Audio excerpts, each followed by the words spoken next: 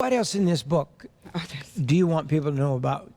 Because we're going to be out of time soon. But well, one of my favorite chapters is Treasures in the Darkness. Yes. Yes. And 2 weeks after I signed the contract for the book, I was diagnosed with breast cancer. And the book isn't, book isn't about the breast cancer journey, but I did feel very, I felt like God wanted me to talk about it because I had to walk, I literally had to choose to walk by faith and believe that God was still with me, even though that the diagnosis came right after signing.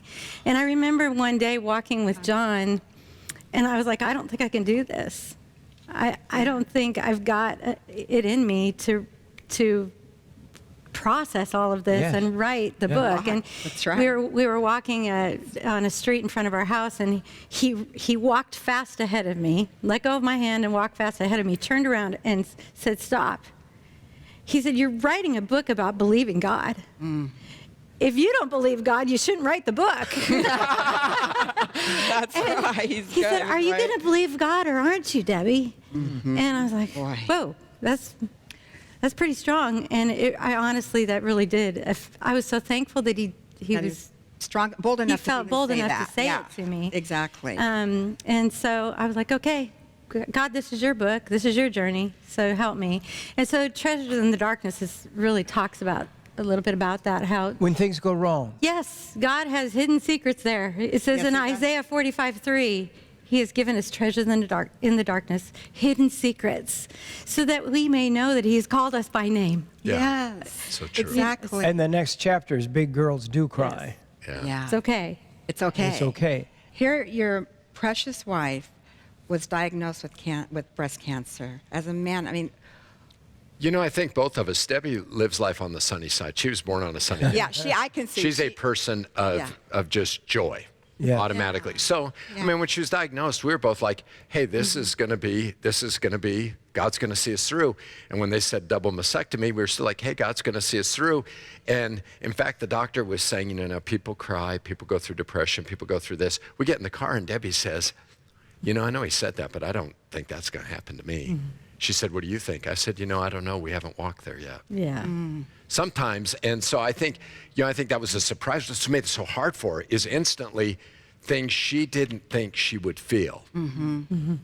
And her deal went bad. It was not one surgery, it was 2 surgeries. There were problems with it. Her recovery was lengthy. She lost a lot of strength and energy, weight, all that. And she just was really, really weak. At one point, I think she thought she might die. And so, you know, that's when she's trying to summon the faith to, how can I believe? I mean, and so it was a valley. Honestly, the diagnosis wasn't the hard part.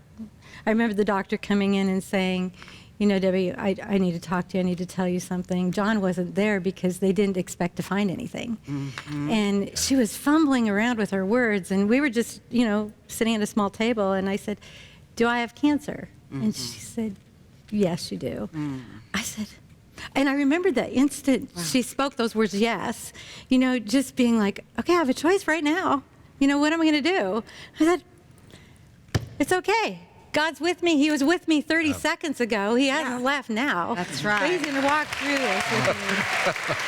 But so I went into the surgery with, I mean, we believed God could heal. Sure, of course. But I believed He could heal in an instant, and my nature is, let's move on. So I wanted, if He didn't heal, so He's going to heal a different way.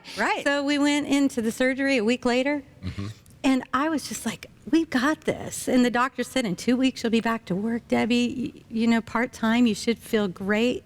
Well, it went 2 weeks, 2 months, 4 months, 6 months, and I was had infection, and that's when the discouragement set in. Because I wasn't living up to the expectations, honestly, mine, that were, you know, or I looked at other girls that had walked through it, and they jumped right back into work and were feeling great. What was wrong with me? Why wasn't I healing? Wow. And for you, with your temperament to feel that way. Yes, I don't sit still very well. So that was hard. Well, then, what was this adventure, I guess, out of this darkness. John can even elaborate on this some more, but I did go into a really low place. I think, the enemy loves to discourage us. Yeah. And I think he really tried very hard to thwart the plan of God. Yes. But he didn't. But he didn't.